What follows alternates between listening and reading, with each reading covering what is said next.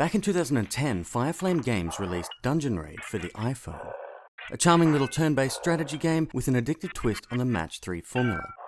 Instead of only being able to match tiles in a straight line, Dungeon Raid allowed for diagonal matching by pathing a line over the tiles you wanted to match. This allowed for some very strategic maneuvers to be made, which could potentially prolong your life expectancy. The inclusion of power-ups and a leveling system only added to the addictive nature of the game.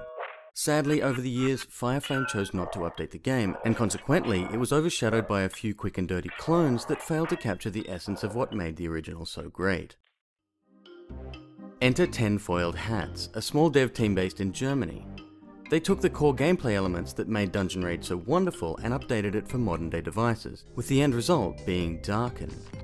As Darkin's story goes, you are a young fledgling vampire fighting against the undead hordes. The only way to survive in this world is to eat hearts, earn upgrades, use special abilities, and bite your enemies to death. Of course, a little bit of imagination is required, as the game is purely represented by a selection of small, colourful tiles. You perform each of these maneuvers by linking a chain of at least 3 similar tiles together. The more tiles you link, the greater the impact and the experience rewarded, which goes towards upgrading your currently selected class and unlocking abilities, clans, and game modes. The dark art style permeates every aspect of the game. It's very Burton-esque and brings back fond memories of games like Our Darker Purpose and Don't Starve. Even the quirky soundtrack, composed by Ashby Heights, gives the player a feeling of tension with that hint of twisted humour thrown in. In each turn, the player must decide which tiles they'd like to select to best take advantage of a given scenario. Killing enemies is performed by matching teeth with an enemy. This should be a priority because at the end of each turn, any monsters left on screen will attack the player. The more monsters on screen, the more damage you take, and this can add up quickly. Collecting hearts replenishes a small amount of health, crescent moons grant special abilities, and coins are used for purchasing upgrades, like increased health and damage, or regeneration, which restores health per turn. Individual playstyle, options selected, and starting class chosen can change the way the game plays out drastically.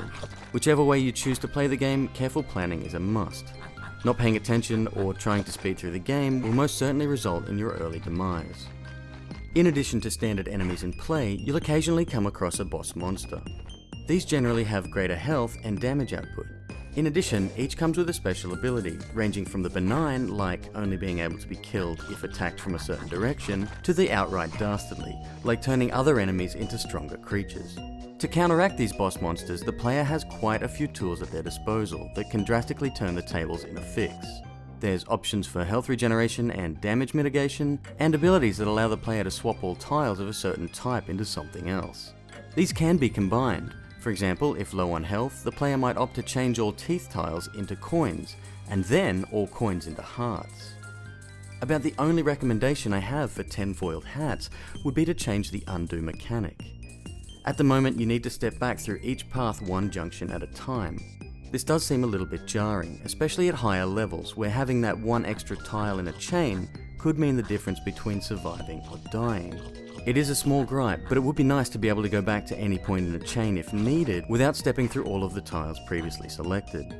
A tip for players familiar with tile matching games is to start on normal difficulty. As each game will eventually get to a point where you're struggling for survival anyway, I found casual difficulty to be void of any sense of tension until at least the 200th turn. With these few points in mind, you can still be confident that Darkin will keep you entertained for a long time.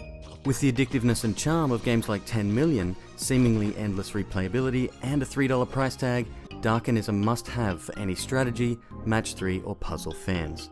Definitely pick this one up.